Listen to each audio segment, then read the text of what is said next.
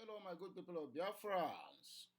Anyway, where you do, I beg there's an important message that is being passed to us through our able elder statesman and a Biafran fighter in those days, Dan or Chief Dan Ulasi. He come here to explain to us the reason of visiting Martin Nnamdi Kanu and what Martin Nnamdi Kanu really said concerning my Simon Ekpa and the insistable and insistent sit at home that have been taking place in the southeastern region of the country. So please, I want you to take just some minutes of your time to watch this news, digest it, and let me know what you think. Because he have already split the milk. It is over for Mazi Simon Ekpa in his business and in his cohorts, or those ones who have been paying him to destroy the economy and the people of the southeastern part of the country. So please, as you are watching, subscribe to this channel, like, share, and also comment. Very, very important and very, very necessary. Until I come your way again, I still remain Okute, talking to you from my own platform. Bye for now. I will come back again to give my own analysis. Now sit down and say, this is what we're going to do. It's not a personal, it's not like when you were running Lagos State. It's the federal government of Nigeria, and it's a very complicated system. If they have gotten the 36 governors, they will sit down, and this is what I want to do to ease the problems on our people. You don't create more problems by trying to solve a problem, and set out the conditions for the palliative that can help the people absorb what is going to come. That is the crisis we're in now. I mean, no matter whom you are in Nigeria, unless all these thieves all over the place, and you say you don't feel going into a filling station to buy petrol, then you must be living in another world. So it's unfortunate that it has happened, but usually in Nigeria we have a tendency of trying to absorb. So the sooner they dish out their palliatives, if it does not go to private hands, after such things happened under Buhari, money was supposed to have been shared. You don't know the basis of the sharing and who are receiving it. So we have problems, very fundamental problems that needs, a pragmatic attention, real pragmatic thinking to be able to, because the corruption is so much that anything can happen. That's where I will stop. But there's also a call for caution. I mean, if you listen to the IGP's cautionary note there, that this could be overtaken by gangsters and hoodlums, because already there is a pensive atmosphere in the polity, and protests could perhaps not be the best measure to take at this time. I mean, why is there tension in the polity? It's because INEC did not conduct a free and fair election. That was the basis. That's the basis of the tension in the polity. If there was a free and fair election, as judge, when you lose, you just go home and you congratulate the person who won, and you go home.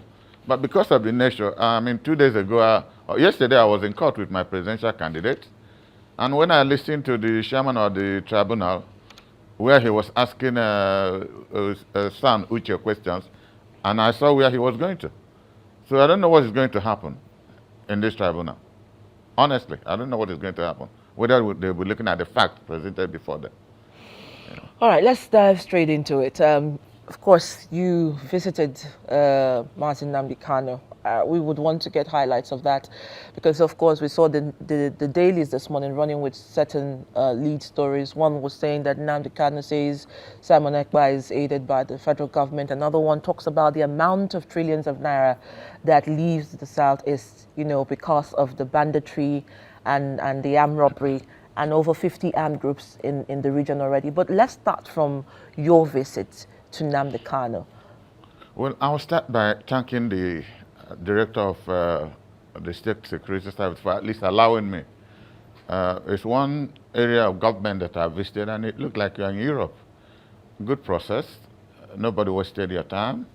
All the screening processes went, quite on time. And when it was time for me to go visit him, 1 or 2 persons escorted me to where I was supposed to meet with him. And I must admit, it's one of the most emotional times of my life. First, that I saw a very brilliant Nigerian, extraordinarily brilliant Nigerian, well-spoken, very, very intelligent, who knew what he was fighting for. And we embraced ourselves more than 10 times. It became very, very touchy for both of us. And I asked him, why did you invite me? He said, because he knows I will say the truth of what he has told others and they didn't want to believe. So the essence of it was that he wanted me to tell, especially the Southeasterners, that he does not support the sit-at-home in any form. If they did it once as a symbolic gesture, yes, it's appreciated, but not to make it a regular feature from 1 day to 1 week to 2 weeks. Now, who does that to his own people? That if Ekpe or whomsoever he is supporting him, you don't create a double jeopardy for our people. Every Monday, nobody does anything. Some people depend on either their wheelbarrows or trucks or keke to make living to maintain their families. How can he be inflicting pain on his people? It's a very simple thing. And that the handwritten note that was circulated, that he wrote it. That is not fake, he wrote it, that I should say so. That he does not support it. So I promised him that I'm not getting any younger. I will try to make out time to go to Finland. I've already sent messages because this is not the time of warmongering now. And I have to see this Ekpe and say, what's your problem? Because if he doesn't listen, I've seen the reply he made, which gives me the tendency to believe that some people are sponsoring him. If you want to be leader of your people, will you be leader of the dead or the living? He's from a Ebonyi state, I understand. And the other day I was looking on social media where people supposedly representing him were firing all over the place. And a small child of under 1 year was abandoned by his or her parents, and they ran away. And I was just most weeping, praying God, let bullet not touch this small child. You know, and I hope nothing happened to him or her. Is that the nature of the leadership? And this is the worry. These are the worries that Nnamdi Kanu has. So he's not aware of Simon Ekpa's, representation of him. He knows that Simon Ekpa was supporting him because of the interest of justice. But they have thrown it into another dimension. Because I read what he was saying, that he's Prime Minister of Biafra in exile. It's sad for me. Not after fighting for Biafra, and somebody tells me you're Prime Minister in exile where you're taking orange juice, you're a citizen of Finland, living comfortably in security, and your people here are almost in desolate, nothing to eat, no petrol, nothing, and you're still threatening them that they won't go to work on Monday. Is that love? It is not love. This is where Nnamdi Kanu disagrees completely with what they are doing. And he said I should say so, that he does not support sit-at-home, that their people should be allowed to make a living. He stands for justice, but you cannot have justice without peace. You have to address peace by addressing justice. So it's a problem. Oh. And like I said, I've started the contact making. I probably will wait until the tribunal, verdict is out. Yesterday, I spent time trying to get in touch with the Finnish embassy to see how I can get, because I need to go and see the young man and really find out what is going on with him. Because our people cannot continue this way. We can't continue this way. All right, so in essence, people would say Simon Ekpa is hiding away under the protection of the Finland government, and the sit-at-home is happening here, lives have been lost, and he's covered and embraced by the protection he enjoys away from Nigeria. But then you also find out this man may not be acting in isolation. There are young people here who take orders from him, who are maiming, who are looting, who are the ones carrying out the damage. So how does the state come into this play? Because I know that oftentimes several governors, one was the last comment from Governor Hope Uzodinma, who said they should ask Simon Ekpa to return home, to sit at home with them if he needs to enforce that law. So what is the role? I mean, what has been the role of the government, speaking for Nnamdi and also trying to end this saga? If you remember, maybe about a year ago on this platform, I had said if we had serious governance in the Southeast, I don't care whether you're APC, PDP, now we have 2 APC governments, 1 APGA, 1 PDP, and 1 Labour. I'm not interested in the nomenclature of where you're coming from. I'm interested in seeing the 5 governors we have sit down and know that the protection of our people lies squarely on their hands. This crying of Simon Ekpa did that. These are because there are lacunas here and there that they are exploiting. If a governor is in charge, if I'm in charge of a state, I bet you cannot enter my state and just do anything you like. You can't. You can't. It just means that people are not using their brain. Because people voted for you, you're part of that state, you know what is going on in that state. once in a while, one or two persons can smuggle themselves into the state and do one or two nonsense and escape, but it won't be a regular feature. 2 days ago or 3 days ago, I was seeing the social media where a Reverend sister was almost, bastardized, beaten up, her face swollen in Anambra State. Reverend fathers are kidnapped, some killed. So it's become a way of life. Our governors have to decide. It's not a matter of Hope Uzodinma talking and Enugu governor talking and that one. They have to have a concerted effort. Come to the federal government, because the whole problem, people are also exploiting the fact that Nnamdi Kanu is detained. And they push it under that is what they are fighting for, which is unfortunate. Because if our 5 governors and 15 senators and our members of the federal house have effectively pushed this government, and by this government I mean from Buhari's government, what is the offense of Nnamdi Kanu? I asked. Nobody has been able to tell me. When some Igbo leaders met Buhari, he said that the judicial process has to take its course. The judicial process took its course, and the Court of Appeal, of all courts, discharged him of all the charges against him. For the first time in the history of any legal process in the world, Malami, who was then the most dishonest attorney general this country has ever had, ran to a judge, and I think that judge is now the chairman of the Presidential Appeal Committee, ran to him, and he granted an order for keeping Nnamdi Kanu in detention. It's unheard of anywhere in law. So you don't understand really what is going on in this country, that nobody is interested in obeying the rule of law, because I believe the processes Tinubu has passed in his life, especially the fight he joined Abiola to do in 2012 election, he should be one person to appreciate what rule of law means. And I have said this once or twice, and I don't think he's appreciating what it means. Because if he releases this boy, he will be a walking piece of history. He will be a walking piece of history if he releases this boy. He's not releasing him because he likes his faith, but because the courts have said so.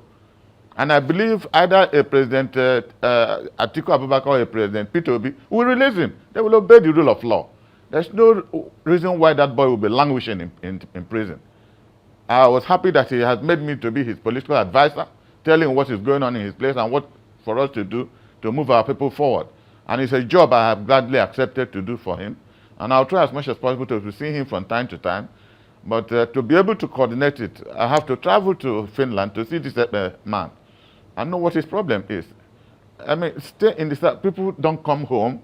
Our young men and women don't come home anymore. All wedding ceremonies. This is one festival Igbos enjoy. Wine carrying, wedding. Everybody in the village is expectant of that. It doesn't happen anymore. We're now doing it in Lagos and in other cities.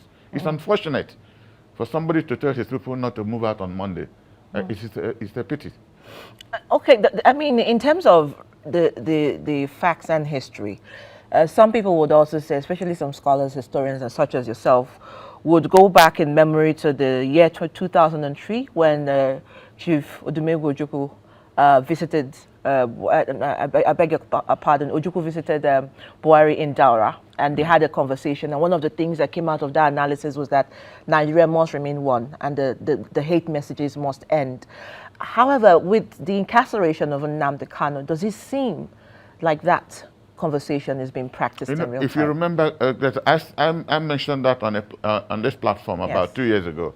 I said, well, we were 6 of us, General Odumegwu Ojukwu, invited to tell us that the Buhari had asked him to come to Buhari to discuss about the future of this country. And the other 5 said no, that he wasn't going to. I was the only one who said, go. Igbos have a saying that whatever is in your stomach does not smell until you pass it out. So go to him, listen to him, and know where he's coming from. And he went and spent 2 days with him in Buhari's house. They had a 5-point understanding. Unfortunately, Ojukwu died later. Buhari could not even as much as attend the funeral of Ojukwu. And none of those 5 points did he make an attempt after being president because when he invited him, he wasn't president. It was just ordinary Buhari. Then he became president. None of those 5 agendas they agreed upon to push this country forward. And one of them specifically said how the Southeast will be seriously put into the mainstream of the Nigerian political process. And he agreed to that. Probably the only attempt he made was probably using Igbos as his vice presidential candidate at each point in time.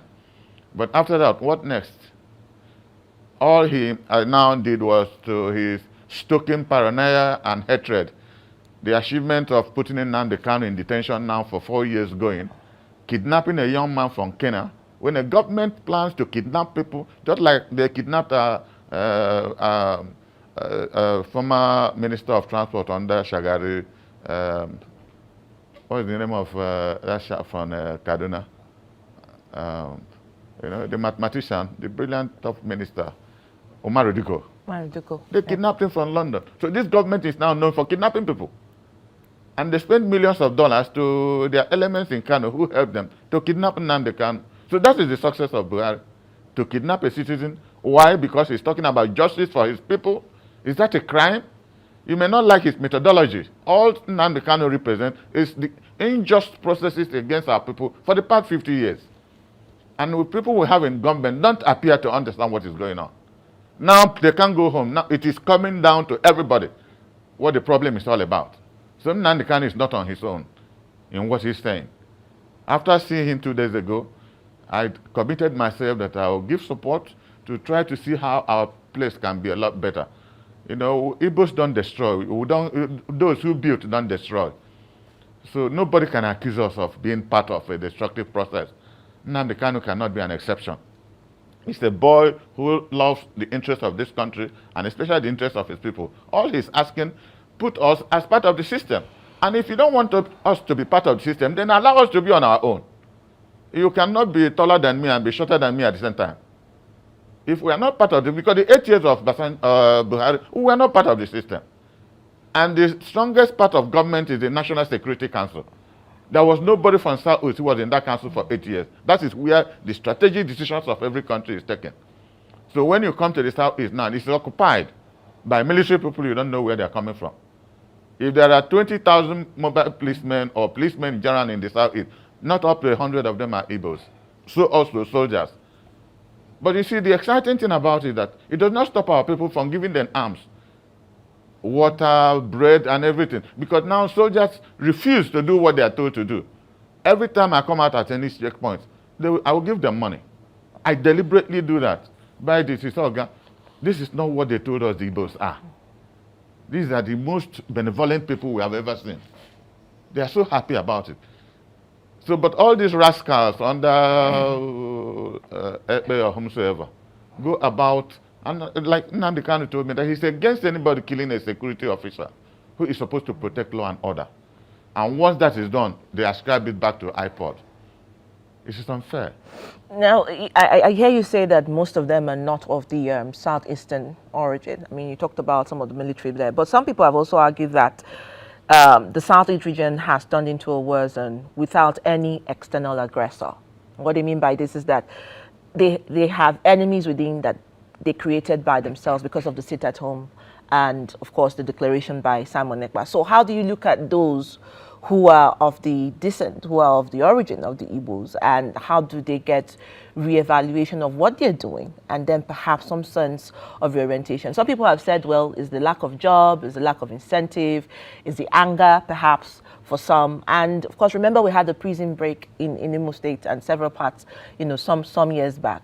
So really, is there a collaboration, even with those within which we've mentioned that are not of the Igbo descent, with those of the Igbo descent within? Well, I will address that by first saying the nature of leadership we now have in the Southeast is pretty unfortunate, because we have presidents, Nnamdi Azikiwe, Emaya Okpara, Alvan Ikoku, SG Koku, Simon Bakwe, Dr.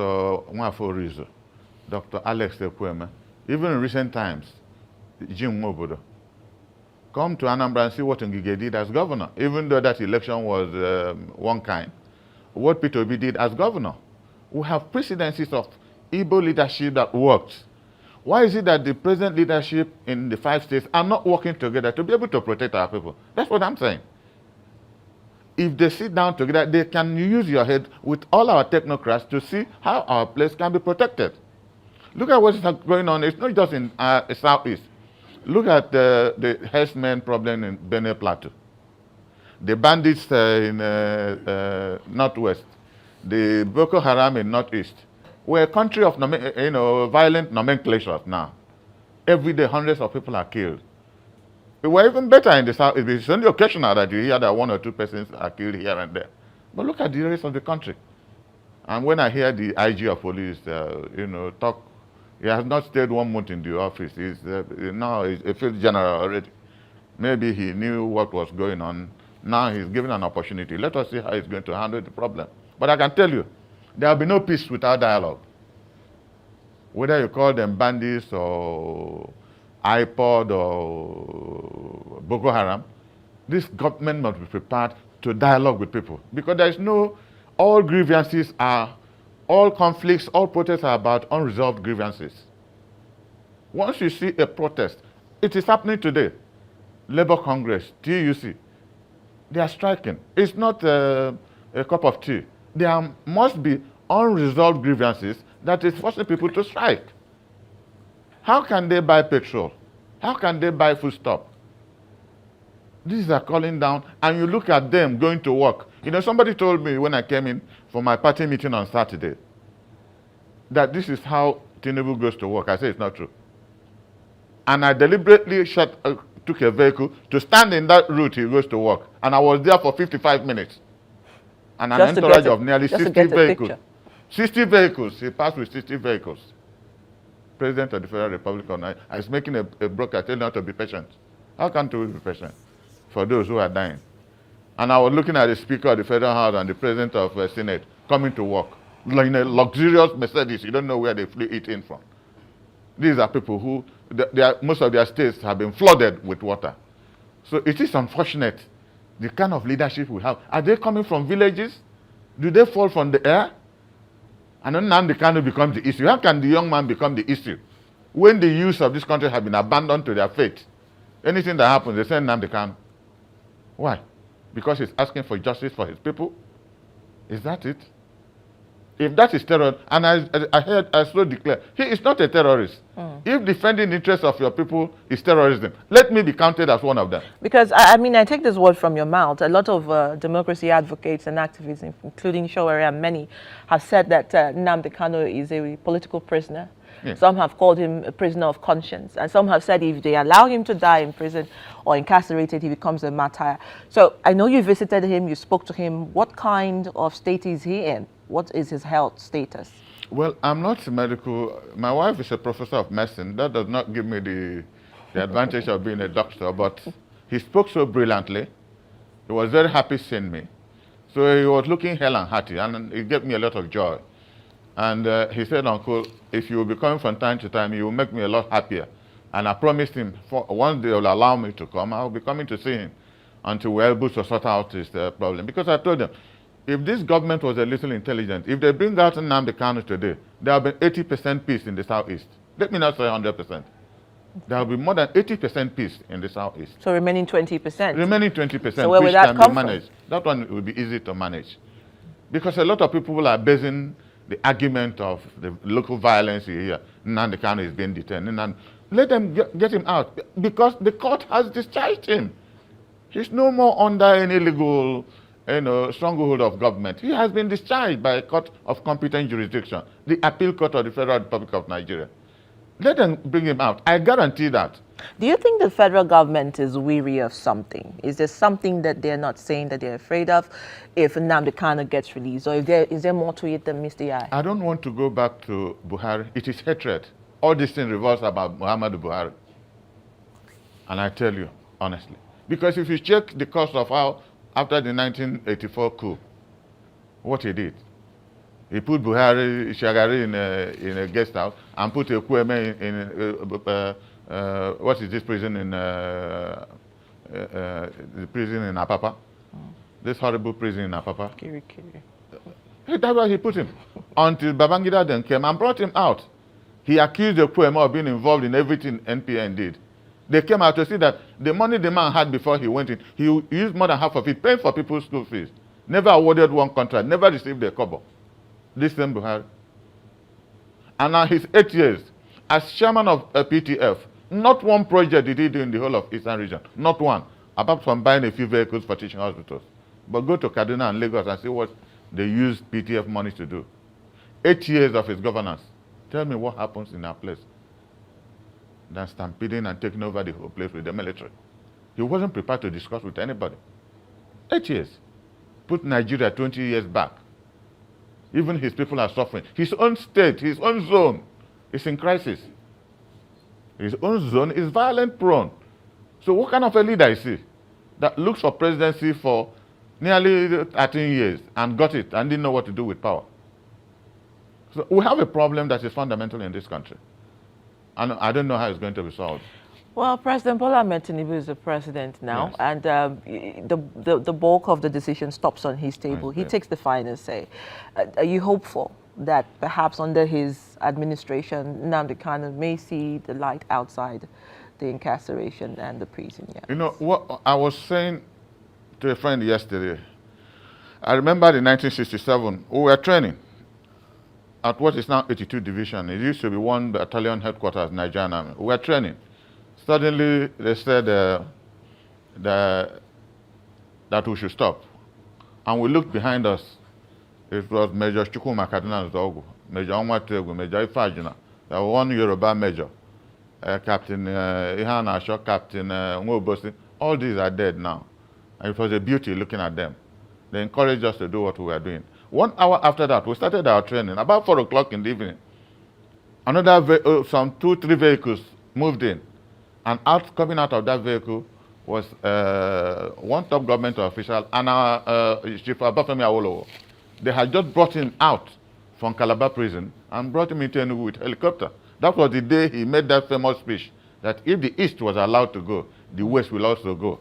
And Ojukwu said he will send him back to Lagos. All right, I will hold you on that thought. I'm not allowing you to go yet. I'll just take a quick break. And then when we class this visit to Mazi, of course, Nnamdi Kanu, and we continue with that and as we round up. Let me come back to you, Chief.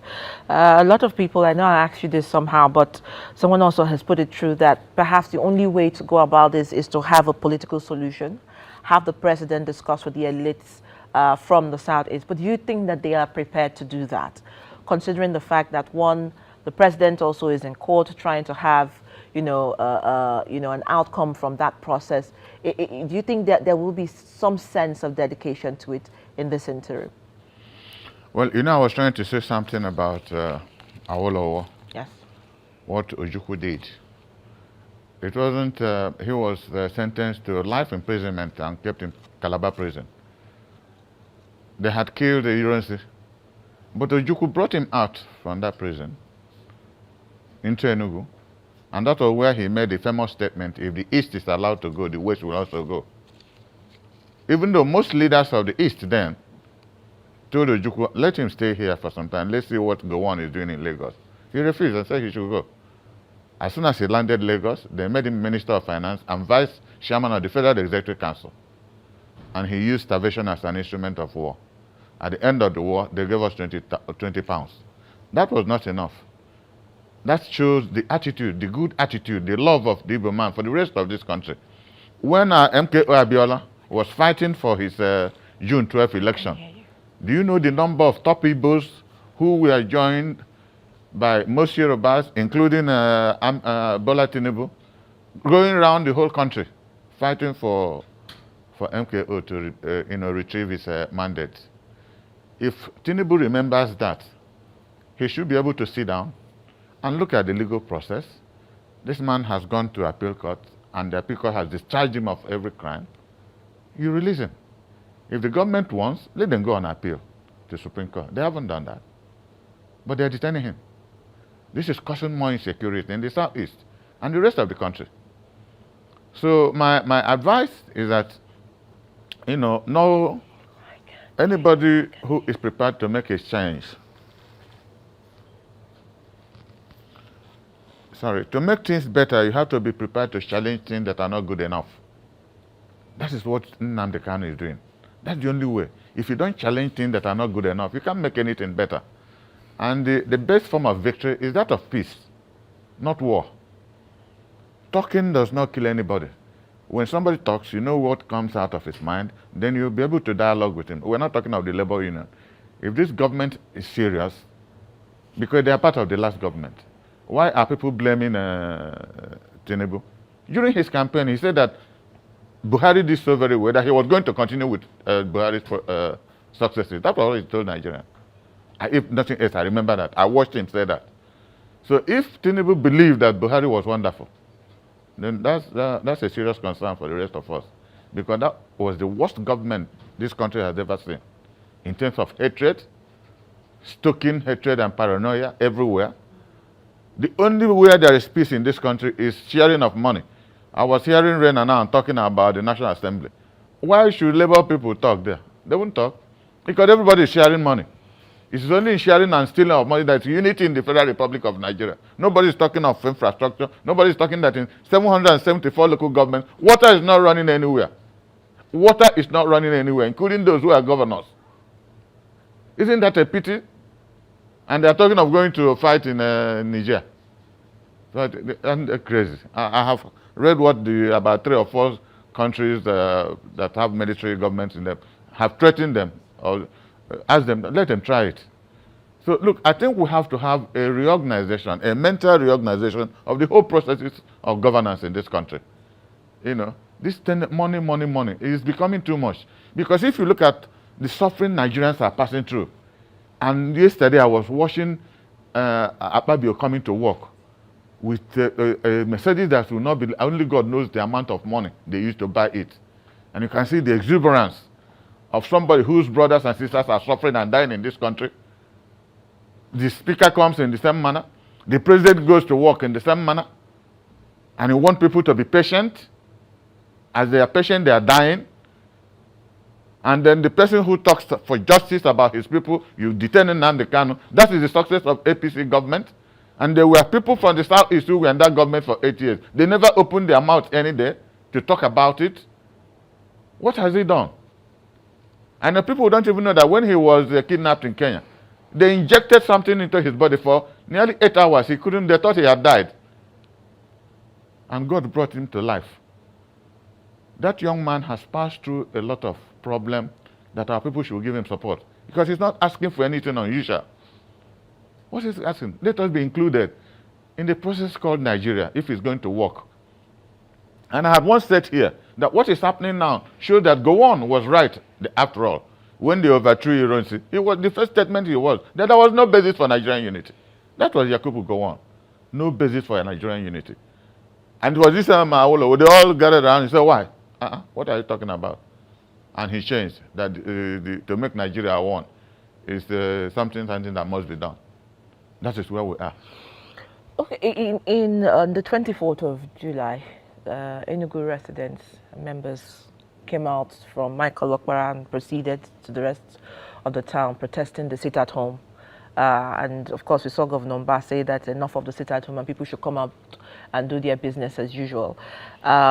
Some also have also said, in line with that, a massive protest is better than sitting at home, that the Easterners cannot sit at home for 1,000,000 years and continue to expect anything to be different. And even if they sit at home for 1,000 days, Nnamdi Kanu may not be released just based on that notion. So the call for other states to begin to look at internal mechanisms to resolving the sit-at-home has been called for, such as protests. But is that the way out? I mean, we saw that happen in Enugu. There were no casualties, but other states are looking to taking that toll. What do you recommend? Well, there has to be an organized way. That's what I said. The 5 governors must sit down and have a common purpose, a common procedure of what they want to do.